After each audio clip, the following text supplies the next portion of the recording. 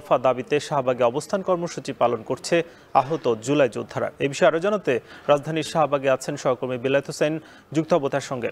বেলায়েত, জানাবেন যে আহত যোদ্ধারা কি বলছেন এবং তাদের মূলত আর কি দাবি আছে?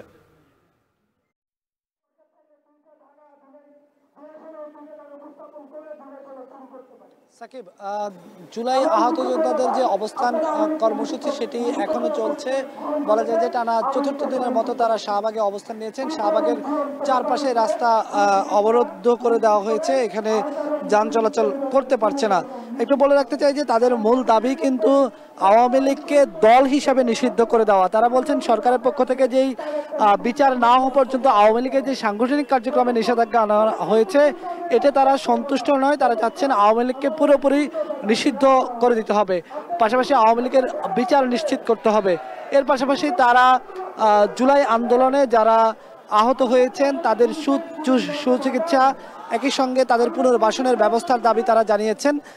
তারা এটিও বলছেন যে এই জুলাই গণ অভ্যুত্থানে যারা শহীদ হয়েছেন সেই সমস্ত শহীদ পরিবারের নিরাপত্তা নিশ্চিত করতে হবে এবং তাদের মোটা দাগে আওয়ামী লীগ নিষিদ্ধ ছাড়া তাদের আরও একটি মূল দাবি জুলাই ঘোষণাপত্র যত তাড়াতাড়ি সম্ভব সেটি সরকারের পক্ষ থেকে সেটি প্রজ্ঞাপন আকারে প্রকাশ করতে হবে এবং সেটি তারা বলছেন যে যদি কোনো কারণে আংশিকভাবেও জুলাই ঘোষণাপত্র প্রকাশ করা হয় সেটিও যেন প্রকাশ করা হয়, না হলে তারা তাদের এই অবস্থান কর্মসূচি তারা ছাড়বেন না। গত বৃহস্পতিবার রাত থেকেই আওয়ামী লীগ নিষিদ্ধের দাবিতে যে আন্দোলন চলে আসছে সেই আন্দোলনেরই একটি অংশ হিসাবে জুলাই আহত যোদ্ধারা এখানে অংশ নিয়েছেন। যারা জুলাই আন্দোলনে আহত হয়েছেন তারা এখানে অবস্থান নিয়ে আছেন।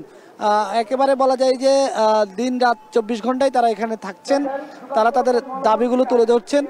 কিছুক্ষণ পরপর তারা স্লোগান দিচ্ছেন, একে একে জুলাই সেসব আহতরা একের পর এক তারা বক্তব্য দিচ্ছেন, কথা বলছেন, তারা তাদের দাবিগুলো তুলে ধরছেন সরকারের কাছে।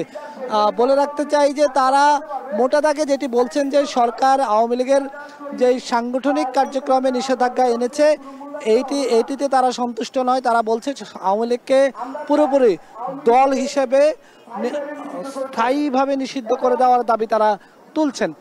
এমনকি তারা এটিও বলছেন যে জুলাই ঘোষণাপত্রের পাশাপাশি যে জুলাই আন্দোলনে যারা আহত হয়েছেন, যারা শহীদ হয়েছেন সে সমস্ত পরিবারগুলোর পুনর্বাসনের ব্যবস্থা তারা বলছেন। তো সব মিলে তাদের এই অবস্থান কর্মসূচি চলছে। আমরা দেখছি যে শাহবাগের চতুর্পাশে চারপাশেই শাহবাগের রাস্তা অবরুদ্ধ অবস্থায় আছে। শাহবাগের চারপাশেই তারা এখানে এই মোড়ে শাহবাগ মোড়ে কোনো ধরনের যানবাহনকে তারা আসতে দিচ্ছেন না। তারা বলছেন তাদের দাবি আদায় না হওয়া পর্যন্ত তারা তাদের এই অবস্থান কর্মসূচি চালিয়ে যাবেন। আওয়ামী লীগ নিষিদ্ধের দাবিতে তাদের যে অনড় অবস্থান সেটি তারা বলছেন যে সেটি চলতে থাকবে। তো এই ছিল জুলাই আহত যোদ্ধাদের অবস্থান কর্মসূচির আমার কাছে সবশেষ শাহবাগ মোড় থেকে। শাহবাগে আওয়ামী লীগ নিষিদ্ধের দাবিতে জুলাই যোদ্ধারা কিন্তু অবস্থান করছেন, সে খবর জানাচ্ছিলেন সহকর্মী বেলায়েত হোসেন।